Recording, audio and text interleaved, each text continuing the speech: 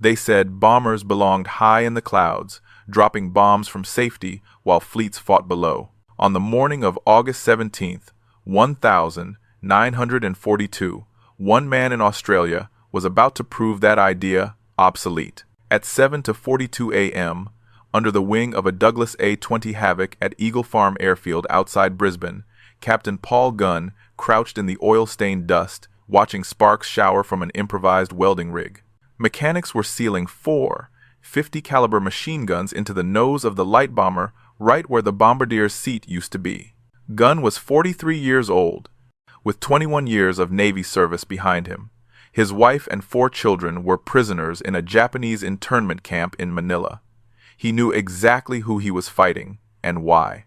The 5th Air Force was bleeding itself dry. In July alone, the 3rd Attack Group had lost 11 A-22s going after Japanese convoys from high altitude. Bombardiers simply couldn't hit maneuvering ships from up high. When they tried to descend to lower levels, Japanese deck gunners tore them apart. Just a week earlier, Captain Ed Larner had watched 3 of his own crews die in burning aircraft over the Coral Sea. Meanwhile, Japanese reinforcements were slipping into New Guinea almost at will.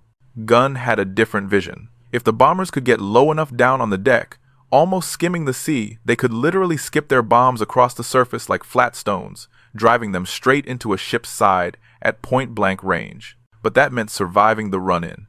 To do that, they had to drown the enemy's anti-aircraft guns in fire. That meant turning bombers into strafers. The A-20 Havoc carried 4 30-caliber machine guns in its nose. Against ship armor, those rounds might as well have been pebbles in a hailstorm. Gunn needed 50 calibers, 4 of them firing dead ahead from the former bombardier's position. Combined, they would deliver roughly 1,700 rounds per minute straight into a ship's defenses. Major General George Kenney, the new 5th Air Force commander, gave Gunn 1 week to show it could be done in combat. The guns came from wrecks salvaged. 50 calibers stripped off destroyed P-39 seconds and P-40 that would never fly again. Their pilots were gone, the weapons weren't. Gunn bolted 4 of them onto a steel frame inside the nose compartment of the A-20. Each weapon weighed about 64 pounds. Add roughly 200 pounds of ammunition, and the nose of the aircraft became a hammer. The center of gravity lunged forward. On the first test flight, the modified Havoc almost killed its pilot. The aircraft struggled to climb, stubbornly trying to pitch forward and bury itself into the ground. The airplane wanted to die nose first. Gunn spent 2 days fighting that tendency. He shifted equipment aft, restowed gear, and adjusted tail trim to drag the balance point back where it belonged. The second test pilot came down pale and sweating, but alive. His verdict, the A-20 flew, like it was angry, but it flew. On September 12th, 16 of these modified A-22s roared in at treetop height over the Japanese airfield at Buna. The strafers came in low, guns already blazing. 50 caliber fire smashed through revetments, aircraft, and gun positions. 14 Japanese planes were destroyed on the ground. Every anti-aircraft weapon was suppressed. Not a single A-20 was lost. Kenney wanted more. But the A-20 had problems that improvisation couldn't solve. Its range was too limited to reach many Japanese bases across the Owen Stanley Mountains. Its bomb load was too light for the kind of punishment Kenney needed to deliver. Gunn needed a larger canvas. The B-25 Mitchell more range, more payload, more space to stuff with guns. In December, he stripped a B-25C of its bombardier and standard nose armament. Into that bare nose, he packed 4 forward-firing, 50 caliber guns. He added 4 more in external cheek packs bolted to the fuselage sides, then turned the top turret forward so its pair of guns could fire along the nose as well. 10 guns firing ahead in unison. Then Gunn pushed the idea even further. He mounted 2 additional 50 on each side of the fuselage, 14 forward-firing guns in total, throwing roughly 215 pounds of lead every second. The ground crews shook their heads and called the machine Pappy's Folly. If you want to see how Pappy's impossible gunship would prove them wrong, do us a favor, hit that like button so more people get to see stories like this. And if you haven't already, make sure to subscribe so you don't miss what happens next. Now, back to Pappy. Gunn flew the prototype to Charters Towers to show it to the 3rd Attack Group. The aircraft was brutally nose-heavy. On takeoff, it wanted to drop its nose and claw into the runway. Gunn had to haul back on the control column with everything he had just to keep the plane level until it clawed itself into the air. But once airborne, the modified B-25 was something new, less a bomber and more a flying destroyer. Kenny didn't hesitate. He ordered a dozen more conversions on the spot. At Townsville, the 81st Air Depot Group threw themselves into the work, cutting, welding, and rewiring for up to 18 hours a day. Every B-25 they could get their hands on was dragged into the workshops and turned into a gunship. By February 1943, they had 30 of these strafers ready for combat. Then Kenny sent Gunn's sketches and data back to Wright Field in Ohio, the heart of the Army Air Force's engineering establishment. The engineers there studied the modifications for 3 days. Their conclusion was clinical and absolute. The changes were impractical. The weight would be excessive, the balance unsound.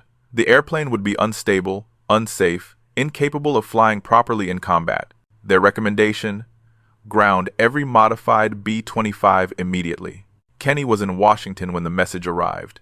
He walked into General Henry Hap Arnold's office, where the Wright Field engineers were waiting to explain why Pappy Gunn's gunship was impossible on paper. Kenny cut them off with a single fact. 12 of those impossible aircraft had just helped annihilate a Japanese convoy in the Bismarck Sea. Every transport had been sunk. 60 more strafers were already being converted in Australia. Kenny finished his report. Arnold, furious, practically ran the engineers out of his office. The Battle of the Bismarck Sea had already begun to rewrite the rules. The Battle of the Bismarck Sea didn't begin with guns. It began with a message. On February 28th, 1943, Allied codebreakers in Melbourne decrypted a series of Japanese naval signals. A convoy was preparing to sail from Rabaul. 8 transport ships, 8 destroyer escorts, nearly 7,000 Japanese troops bound for Lae on the north coast of New Guinea. If they arrived intact, New Guinea would tilt decisively in Japan's favor. General Kenny had roughly 72 hours to stop them. The convoy's route would cut across the Bismarck Sea, between New Britain and New Guinea, about 400 miles of open ocean. Japanese commanders were confident. March was monsoon season. Low clouds, heavy rain, and poor visibility were expected. Allied bombers couldn't hit what they couldn't see. They were right about the weather. They were wrong about the bombers. On March 2nd, Allied reconnaissance aircraft finally punched through the clouds and spotted the convoy steaming south through the Vidias Strait. B-17 Flying Fortresses went in first from 15,000 feet, attacking through breaks in the overcast. They dropped 137 bombs and claimed multiple hits. Post-battle analysis would show they had sunk nothing. High-altitude bombing against maneuvering ships simply did not work. The Japanese convoy kept moving. That night, the formation scattered to reduce the risk of being caught in a solid block. The transports hugged the New Guinea coastline. The destroyers shifted into screening positions. Japanese commanders believed they would reach Lae by dawn on March 4th, unload the troops under fighter protection, and tip the New Guinea campaign back toward Japan. They had no idea what was waiting for them at first light. At Port Moresby, on the evening of March 2nd, Captain Ed Larner briefed the 90th and 13th Squadrons of B-25 crews and the A-20 pilots of the 3rd Attack Group. Around the table, men listened quietly as he outlined a new kind of strike. 12 B-25 strafers, 30 modified, A-20 Havocs, Royal Australian Air Force Beaufighters for additional firepower and suppression, P-38 Lightnings to tangle with Japanese Zeros. The strafers would drop to masthead height about 50 feet over the water. At that range, gunfire was point blank. The plan was brutally simple. Slam into the convoy at sea level, overwhelm the deck guns with concentrated forward fire, then skip bomb the ships while their crews were stunned and blinded. Break their formation, sink their transports, and pull away before Japanese fighters could intervene. Larner had only flown one practice mission using these tactics. One. His navigator finally asked the question everyone was thinking. What if the strafers took heavy fire during the approach? Larner didn't sugarcoat it. They'd find out tomorrow. The briefing broke up around 2,200 hours. Men walked out into the sultry night, each alone with his thoughts. Almost no one slept. At 6:30 on March 3rd, the strike force formed up over Cape Ward Hunt, 137 aircraft in total. B-17 seconds and B-24 seconds at altitude attack aircraft and fighters lower down. The heavies would go in first, pulling Japanese attention and anti-aircraft fire skyward. Then the strafers would streak in just above the waves. The Japanese convoy was roughly 70 miles northwest of Leh when the B-17 seconds arrived. The transports and escorts opened up with everything they had, filling the sky with black bursts of flak. One fortress took serious damage and peeled away, but the others pressed their run. Then, skimming just above the sea, the strafers arrived. Larner led the B, 25 seconds in from the southeast at wave-top height, 14 forward-firing guns on each aircraft. Across the 12 gunships, that was 168. 50 caliber barrels, all aimed straight ahead. They came in line abreast, spread into a wall of steel roughly 300 yards wide. On the transport Kyokusei Maru, Lookout saw them at about 2 miles out. The captain ordered a hard turn to starboard, trying desperately to swing the ship's bow into the attack. It was too late. The B-25 seconds opened fire at 800 yards. 50 caliber rounds tore across the surface like a saw, then climbed the hull, chewing into the superstructure. The bridge windows exploded inward. Anti-aircraft crews were cut down before they could properly traverse their guns. 3 B-25 seconds released their bombs at 100 yards. The first bomb skipped off the water and punched into the hull below the waterline, detonating inside the engine room. The second struck amidships. The third skipped wide and missed. Kyokusei Maru was dead in the water within 30 seconds of the strafers' arrival, burning heavily and listing to port. She would go under in about 40 minutes. And that was only the first transport. The ship Teomaru tried to run. Her captain pushed the engines to full power 15 knots. At best, the B-25 strafers were closing at roughly 240 knots. The numbers didn't favor the ship. 4 strafers bracketed Teomaru from both sides. Streams of 50 caliber fire converged on the deck, cutting down gunners, crewmen, and soldiers caught in the open.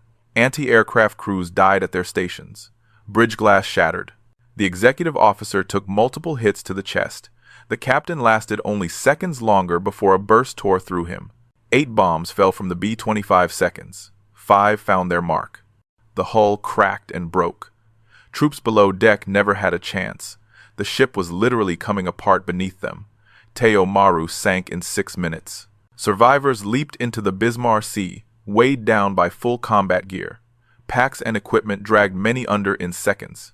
Australian bowfighters raked the decks of the destroyer Shikami as she tried to shield the transports.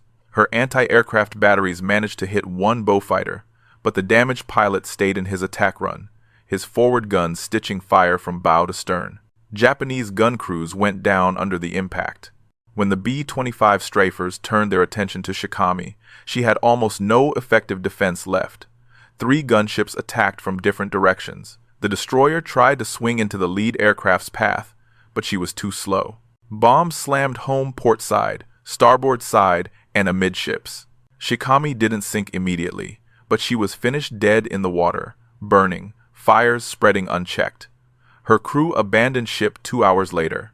By 0900 hours on March 3rd, the convoy was a ruin spread over almost 40 square miles of ocean. 5 transports were sinking or burning. 2 destroyers were crippled. The remaining ships tried to break away and run for Leh.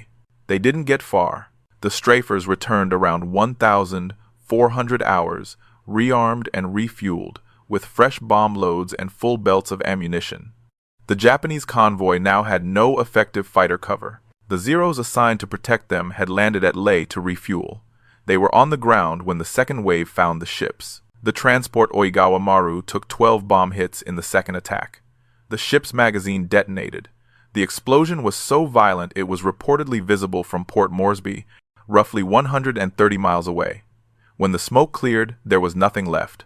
No hull, no debris field, no survivors. In 3 seconds, about 1,800 Japanese soldiers ceased to exist. Captain Ed Larner brought his own strafer in low over the transport Oigawa's sister ship, Oigawa or Oiwa Maru in some accounts. His co-pilot counted 14 separate fires on her decks, Soldiers were already leaping into the sea. The anti-aircraft guns were silent, destroyed, or abandoned. At point-blank range, Larner's bombardier toggled the release. 2 bombs dropped, both hit. The transport settled stern first, rolled, and capsized. The modified A-20 Havocs hunted down the crippled destroyers. Asashio was attempting to rescue survivors in the water when 3 A-22s came in from different directions. Her crew was focused on the men floundering in the sea. They never saw the strafers until the guns were already ripping across the decks. Asashio took hits on the forward deck and bridge. She burned through the night and finally sank at dawn on March 4th. By the evening of March 3rd, the Japanese convoy no longer existed as a fighting force. 8 transports were sunk. 4 destroyers were gone. Of almost 7,000 Japanese troops that had sailed from Rabaul, fewer than 1,200 made it to Lai. Around 2,700 were pulled out of the water and returned to Rabaul. The rest died in the Bismarck Sea. Allied losses totaled 4 aircraft, 1 B-17, 3 P-38s, and 13 aircrew killed. General Douglas MacArthur later called it one of the most complete and annihilating combats of all time. The Japanese never again tried to reinforce New Guinea by large troop convoy. The war in the Southwest Pacific had shifted, and it had shifted in no small part because of Paul Gunn's impossible gunships. Back in Australia, while wreckage still burned on distant waters, the engineers at Wright Field were finishing their formal report explaining why the B-25 modifications couldn't possibly work. The balance was wrong. The weight was excessive. The structure was overstressed. On paper, the strafers were a mistake. On March 5th, Kenny sent a message to General Hap Arnold in Washington. The subject line was simple: Commerce Destroyer Modifications Approved for Production. The body of the message was even simpler. 12 B-25 strafers had just helped destroy an entire Japanese convoy. Kenny requested immediate factory integration of the forward gun package into all B-25 production aircraft. Arnold called the President of North American Aviation, James Dutch Kindleberger, that afternoon. Kindleberger said his engineers would need to see the modifications in person. Arnold told him he was sending the man who had designed them. Paul Gunn was going to California. Paul Gunn didn't want to go. His wife Polly and their 4 children were still behind barbed wire in the Santo Tomas internment camp in Manila. The Japanese had been holding them since January 1942, 14 months of captivity. Every mission Gunn flew felt like one step closer to the Philippines. Going to California meant flying in the wrong direction. Kenny turned it from a request into an order. The 5th Air Force needed factory-built strafers, dozens, then hundreds of them, and there was only one man who knew exactly how to turn a B-25 into a gunship: Gunn. The general promised him he'd be back in the Pacific within 6 weeks. On March 27, 1943, Gunn stepped off a transport at Long Beach, California. The North American aviation plant sprawled over roughly 140 acres, 20,000 workers cycling through 3 shifts. From the assembly line, a new B-25 rolled out every 4 hours. Metal, rivets, and engines turned into weapons at industrial speed. In a conference room and on the factory floor, engineers gathered around Gunn's hand-drawn blueprints, the same sketches that Wright Field had just dismissed on paper. They asked for stress calculations. Gunn told them he didn't have any. They asked about wind tunnel testing. Gunn said his test had been flying into combat. They asked about the center of gravity problem. Gunn walked them through the B-25's interior and pointed to where he'd shifted the radio equipment aft to compensate. One engineer warned that the muzzle blast from the cheek-mounted, .50 calibers would peel the fuselage skin back like a tin can around the mounts. Gunn nodded. It already had. Then he showed them the solution. Blast tubes he'd had welded on in the field, extending the muzzles beyond the propeller arc so the blast tore into the air, not the aluminum. For 2 weeks, factory engineers did what Wright Field's paperwork never had to translate battlefield improvisation into production drawings. They reinforced the nose structure to carry the gun load. They redesigned gun mounts to distribute recoil. They added heavier gauge aluminum patches to the fuselage skin around the cheek guns. They ran the numbers on the new weight distribution, calculated the exact center of gravity shift, and adjusted tail settings and trim recommendations to match. On May 10th, 1943, 943, the first factory-built B-25G Strafer rolled off the assembly line. In the solid nose sat four 50 caliber guns. Behind them, in the forward fuselage, was something no bomber of its size had carried before, a 75mm M4 cannon, firing the same ammunition as the gun mounted in the M3 Lee tank. One shell from that weapon could tear a destroyer open below the waterline. Gunn took the prototype up himself. When the 75mm cannon fired, the barrel recoiled roughly 4 feet. The whole aircraft shuddered as if it had been punched. The navigator had to lean in and manually reload the cannon between each shot. Rate of fire: about 1 round every 30 seconds. Gunn's verdict was simple. Against ships, it would do. Against anything fast and maneuverable, it might be too slow. North American built around 400 B-25G Strafers. Then they refined the concept further. The B-25H variant added 4 more. 50 caliber guns in the cheek packs, 8 guns in the nose, 4 in the cheeks, and 2 in the top turret that could be swung forward, 14 forward-firing guns in total. The H model kept the 75mm cannon, but improved its recoil system. The navigator could now reload faster, pushing the rate of fire to roughly 1 round every 20 seconds. Then came the B-25J. The heavy cannon was removed, replaced by yet more, 50 seconds. With additional gun positions, a fully armed J model could bring 18 forward-firing, 50 caliber guns to bear the most heavily armed production bomber of the war. North American Aviation built roughly 4,900 B-25J aircraft. The first ones began arriving in the Pacific in October 1943. Gunn returned to Australia in May, 6 weeks after he'd left, exactly as Kenny had promised. His family was still in Manila. The war and his gunships were not done yet. The Strafers went back to work. In April 1943, B-25 tore into Japanese barges near Finschhafen, destroying 16 small craft ferrying troops and supplies. In May, they struck Wewak Harbor, sinking a dozen cargo ships. In June, they hammered the oil facilities at Balikpapan on Borneo. The Japanese drew the obvious conclusion: daylight shipping meant death.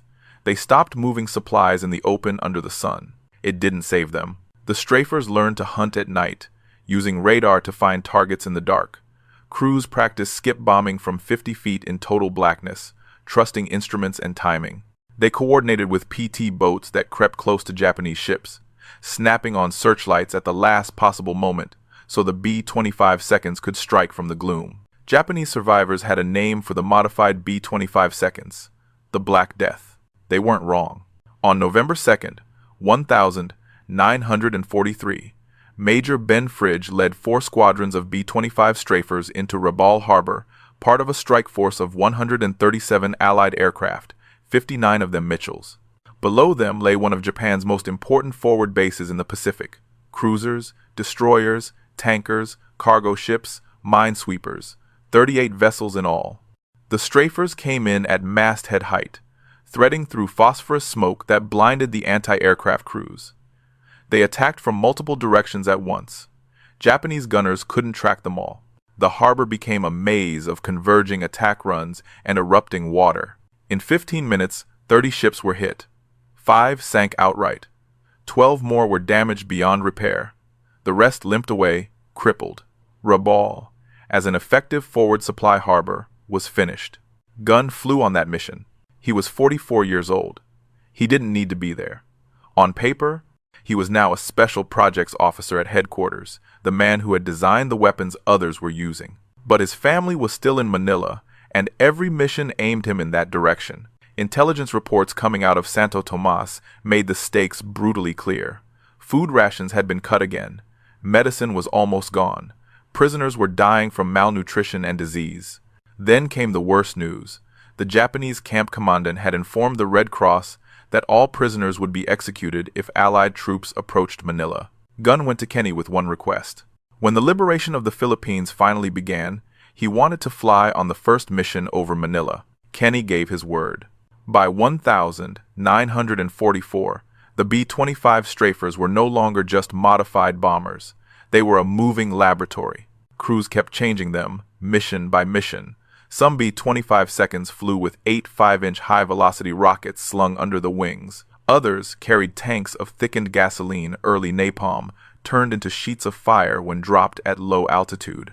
Still others carried parafrag bombs, small fragmentation charges with parachutes that let the aircraft release them from minimum height without flying into their own blast. The most lethal pattern was the combined strike. High above, B-24, liberators would bomb from around 20,000 feet, forcing defenders to fix their eyes and guns upward. Then, as the flak and searchlights clawed at the sky, the strafers swept in at treetop level. By the time anti-aircraft crews tried to drag their guns back down, the B-25 were already on the deck, close enough to see faces. In the first 8 months of 1,944 alone, 5th Air Force strafers destroyed 947 Japanese aircraft on the ground. They sank 273 ships and killed an estimated 38,000 Japanese soldiers. The modified B-25, once dismissed as a dangerous improvisation, had become one of the decisive weapons of the Southwest Pacific Campaign. Gunn didn't stop tinkering. He found ways to cram additional fuel into the airframes, extending their range deeper into Japanese-held waters. He improved gun cooling systems so the .50 calibers could sustain longer bursts without seizing. He experimented with ammunition loading methods that boosted practical rates of fire. In some squadrons, individual B-25 carried unique modifications that existed nowhere else because Gunn had dreamed them up the night before a mission, and the ground crew had made them real by dawn. Other theaters began asking for the same kind of firepower. Kenny sent copies of the gunship blueprints outward. In the Mediterranean, B-25 were refitted for anti-shipping strikes against German convoys feeding the North African front. In the China-Burma-India theater, Mitchells were modified to tear up Japanese supply lines along the Burma Road. The concept Gunn had tested at Eagle Farm bombers turned into low-level ship-killing gun platforms spread into almost every major combat zone. On October 20th, 1944, American troops landed at Leyte in the Philippines. The road to Manila was finally opening. Gunn's family had been in captivity for nearly 3 years. He threw himself into the tempo of operations, flying mission after mission. To his crew chief, he made it simple. He would not stop until his family was free. Then the war pushed back. At Tacloban Airfield in late November, the Japanese decided to strike first. In the early hours of November 27, 1944, 56 Japanese aircraft, Mitsubishi G-4M Betty bombers with 0 escorts, came in low from the north. It was 0330 hours. Radar operators saw them too late to warn everyone. Around the field, men woke up to the sound of engines and explosions. Gunn was inside the operations tent, going over plans for the next day's strike, when the first bombs hit. The tent stood about 200 yards from the main runway. That was far too close. The blast wave slammed into the canvas like a fist, hurling Gunn to the ground. Shrapnel sliced through the tent walls. One fragment tore into his left leg. Another punched into his shoulder. The medical officer found him struggling to stand, blood soaking his flight suit. Gunn's first instinct was to get to his aircraft. The doctor's first instinct was to keep him alive. Gunn made it roughly 30 feet before his body gave out, and he collapsed. They evacuated him to a hospital on Leyte. The leg wound was bad. Shrapnel had severed an artery. Surgeons worked to save both his life and the limb. When it was over, the prognosis was blunt. Gunn wouldn't be flying for at least 6 months, perhaps longer. The injuries qualified him for medical retirement. He was 45 years old, with 26 years of service split between the Navy and Army. He had more than earned the right to go home. Gunn refused. He told the surgeon he was not leaving the theater, not while his family was still behind Japanese lines. Whatever the paperwork said, he was staying. The Battle of Manila began on February 3rd, 1945. American units fought their way into the city street by street. The Japanese had declared the capital a fortress and meant it. Block by block, building by building, the fighting turned into a brutal, close-range grind. That same day, U.S. forces reached Santo Tomas internment camp. They broke through the perimeter and freed about 3,700 Allied civilians. Among them were Polly Gunn and her children. Polly weighed 89 pounds. Their daughter Julia weighed 63. For the past year, they had been surviving on a single daily meal: rice and thin vegetable soup. Gunn's son Nathaniel was battling malaria. His youngest daughter suffered from dysentery. They were alive, but only just. Gunn flew to Manila on February 4th, ignoring medical recommendations. His leg was still wrapped in bandages. He walked with a cane. The doctors had cleared him for light duty, not for frontline travel. He went to Santo Tomas anyway. Inside a makeshift army hospital ward, he finally saw his family again. Polly didn't recognize him at first. He had lost nearly 40 pounds since she'd last seen him in April 1942. His hair had gone completely gray. In the dim, crowded room, she thought he was just another doctor. Then he said her name. The official U.S. Army record states that Colonel Paul I. Gunn was reunited with his family at Santo Tomas Internment Camp, Manila, on February 4, 1945. The meeting lasted 4 hours. Then Gunn left and went back to Leyte. His medical leave wasn't finished. The war wasn't finished. The B-25 strafers kept flying other pilots, other crews, but using the weapon system he had created. By the time the war ended, North American aviation had built about 9,600 B-25 Mitchells. Nearly half of them, close to 5,000, were strafer variants fitted with forward gun packages derived from Gunn's original field design. Those aircraft sank more than 800 Japanese ships in the Pacific. They destroyed over 2,000 Japanese planes on the ground. They killed an estimated 85,000 enemy soldiers. The commerce destroyer idea that engineers had once labeled impossible had become the most effective anti-shipping weapon in the theater. Gunn never flew combat again.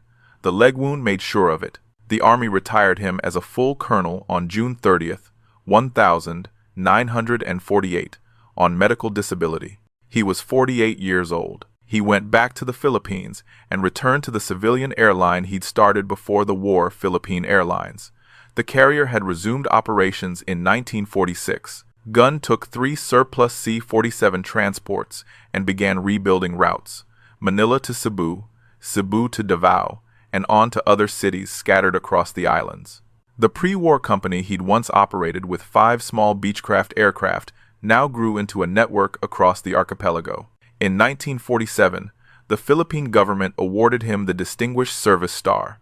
President Manuel Roxas presented the decoration himself. The citation credited Gunn with extraordinary heroism and exceptional service during the liberation of the Philippines, and directly linked his aircraft innovations to the defeat of Japanese forces. The United States had already recognized him many times: Distinguished Flying Cross with Oak Leaf Cluster, Silver Star, Legion of Merit, Air Medal, 9 Purple Hearts. At one point, the Distinguished Service Cross had been recommended and then quietly set aside. Some officers argued that Gunn's contributions were technical rather than tactical. They were wrong. In his memoirs, General Kenny wrote that Pappy Gunn was the most valuable man in the 5th Air Force. He argued that Gunn's mechanical creativity and combat innovations had altered the course of the war in the Southwest Pacific. Without the strafer modifications, Kenny believed, the Battle of the Bismarck Sea would have gone to Japan. Without Bismarck Sea, New Guinea might have fallen. Without New Guinea, the advance toward the Philippines could have stalled completely. MacArthur agreed. In a classified letter to the War Department dated July 1945, he recommended Paul Gunn for promotion to brigadier general. The Army Air Forces were already drawing down. Force structures were shrinking. Promotions at the higher ranks were frozen. The recommendation was denied. Gunn remained a colonel. He never made a public complaint. He had the one outcome he'd been fighting for from the start. His family was alive. The Philippines were free. Japan had been defeated. For him, that was enough. Philippine Airlines didn't stop with inter-island hops. Through the late 1942nd and early 1952nd, Gunn pushed the airline outward. He acquired DC-3 then larger DC-4, then Convair 340. The route map stretched from Manila to Hong Kong, Bangkok, Singapore, step by step, linking the Philippines to the wider region. By 1956, PAL aircraft were crossing the Pacific to San Francisco. The small pre-war inter-island line he had once flown with 5 Beechcraft had become an international carrier. Gunn was rarely still. He flew constantly, Manila to Cebu, Cebu to Davao, Davao to Hong Kong, and back again. The war had taught him a simple rule: movement meant survival, standing still meant risk. Some of his pilots said, quietly, that Pappy was still fighting something. Maybe the memory of Santo Tomas, maybe the faces of crews who went out in aircraft he had modified and never returned. On October 10th, 1957, Gunn chartered a Beechcraft Model 18 twin-engine aircraft for a routine trip from Manila to Baguio, roughly 140 miles to the north. The forecast called for scattered thunderstorms over the Cordillera Mountains, nothing out of the ordinary. He filed his flight plan at 0800 hours, departure at 0930, arrival around 1100. At 0928, the tower cleared the Beechcraft for takeoff. Over the mountains, the weather turned worse than expected. By 10:30, the high ground was wrapped in cloud-heavy rain. Low visibility, turbulence. At 10:47, the Beechcraft's radio fell silent. Search and rescue teams combed the mountains for 3 days. They finally found the wreckage on a rugged slope near Baguio. The aircraft had flown into a storm cell. The pilots had tried to climb out of it. High winds shoved them sideways into the mountainside. The impact killed everyone on board instantly. Paul Irvin Gunn died on October 11th, 1957, 1 week short of his 58th birthday. He was 57 years old. The Philippine government gave him a state funeral. 6,000 people came: American veterans, Philippine Airlines employees, former prisoners from Santo Tomas. A wreath arrived from General Kenny in the United States. The Manila Times ran his obituary on October 12th. The headline was blunt: "War Hero Dies in Plane Crash." The article listed his decorations, his role in the Battle of the Bismarck Sea, his part in the liberation of the Philippines. But newsprint couldn't capture what he had actually done. The numbers told only a fraction of it: nearly 5,000 B-25 strafers built with his basic layout, more than 800 Japanese ships sunk, over 2,000 aircraft destroyed on the ground, around 85,000 enemy soldiers killed. Those were the official estimates. The deeper impact was different. Gunn's strafer concept changed how air forces thought about bombers. Before him, bombers were primarily high-altitude ordnance platforms. After him, they were multi-role attack weapons capable of strafing, skip bombing, and close air support. The AC-130 gunship that circled over Vietnam, pouring fire down onto targets, carried the same logic forward: heavy forward and side-firing guns on a dedicated airframe.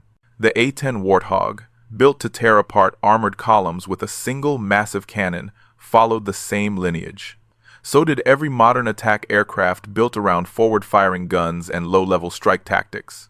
The line from the A-20 at Eagle Farm to those later gun platforms runs straight through Pappy Gunn's drawings. After the war, North American Aviation hired him as a consulting engineer in 1948. He worked on the early B-45 Tornado jet bomber, advising on gun mounting systems and designing forward-firing armament packages. The company paid him well for his expertise. Gunn gave most of that money away to veteran organizations, to men who had paid for victories with their bodies and futures. His son Nathaniel followed him into the air. Nathaniel joined the U.S. Air Force, flew B-52 seconds in Vietnam, retired as a colonel, and eventually wrote a book about his father called Pappy Gunn.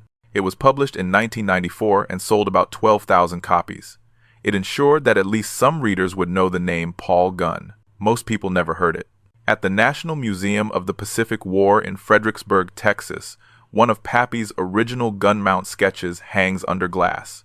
The paper is yellowing.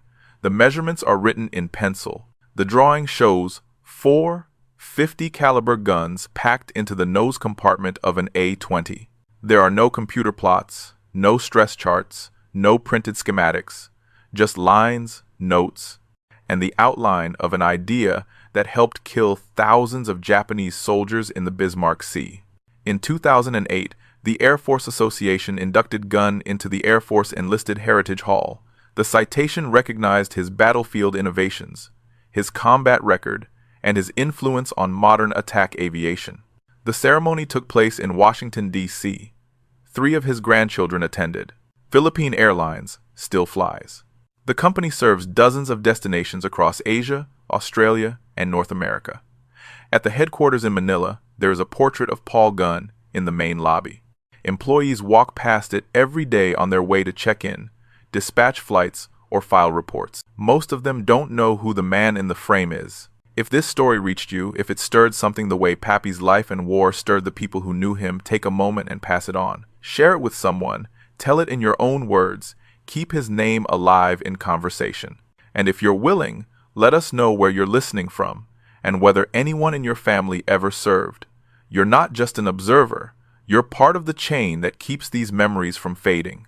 Men like Pappy Gunn did their work in noise, fire, and exhaustion, then slipped quietly into history. Whether they vanish into silence or not, depends on what we choose to remember and what we choose to repeat.